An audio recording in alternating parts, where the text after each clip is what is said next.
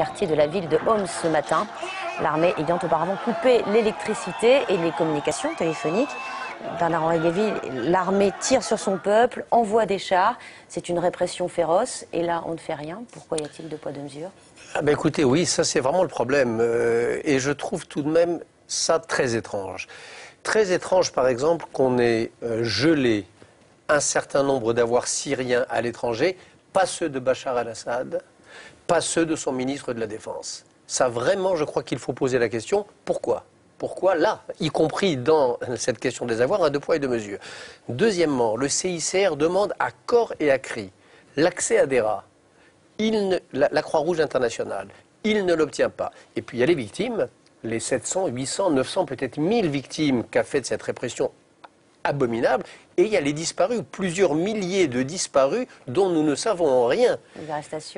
Des arrestations, des tortures, des geôles dont on peut imaginer qu'elles ne sont pas les plus sympathiques du monde. Et là encore, je crois qu'il est très important que les ONG qui s'occupent de droits de l'homme aient accès aux disparus dans les prisons. Alors, est-ce qu'il faut intervenir là? Est-ce qu'il faut intervenir militairement? Vous qui avez appelé à une intervention en Libye, le faites-vous en Syrie? En tout cas, il faudrait au moins une résolution internationale. Il faudrait au moins que la communauté internationale dise à Bachar el-Assad « on arrête, on ne massacre pas son propre peuple ». Or, il y a eu, il y a quelques jours, un projet de résolution au Conseil de sécurité qui a été bloqué par les Russes et les Chinois. Voilà. Alors, je me rappelle comment, et nous savons tous comment le président français a réussi à vaincre les résistances, les abstentions et les oppositions en ce qui concerne la Libye. C'est vrai qu'aujourd'hui, on rêve, mais enfin, il faut que quelqu'un prenne l'initiative au sein du Conseil de sécurité d'une résolution qui, en tout cas, condamne de la manière la plus radicale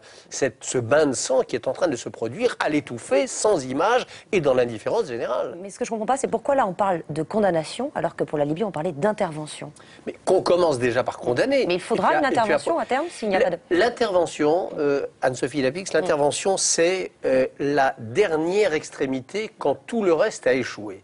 Et dans l'affaire de la Libye, c'est bien comme ça que ça s'est passé. Quand toutes les autres voies diplomatiques, quand tous les appels à la raison se sont avérés inutiles et que les bouchers de Tripoli s'y avéraient sourds, alors il a fallu une intervention. Donc dans le cas de la Syrie, on est dans le même type de scénario. D'abord, qu'on commence par une pression diplomatique sérieuse, qu'on commence à geler les avoirs de ce voyou de Assad qui parade devant ses militaires, comme on l'a vu hier soir à la télévision, pendant que ses forces spéciales massacrent à l'arme lourde les manifestants pacifiques de Deraa. Qu'on commence par, de manière unanime, dire que cela n'est pas possible et que le devoir de protéger s'impose. Puis on verra comment il réagit. Et selon la manière dont il répond à cette mise en demeure, ensuite on verra ce qui se passe. Mais c'est vrai qu'il y a dans ce silence assourdissant entourant la Syrie, quelque chose d'extraordinairement choquant. Et on ne peut pas ne pas se poser des questions là-dessus, franchement.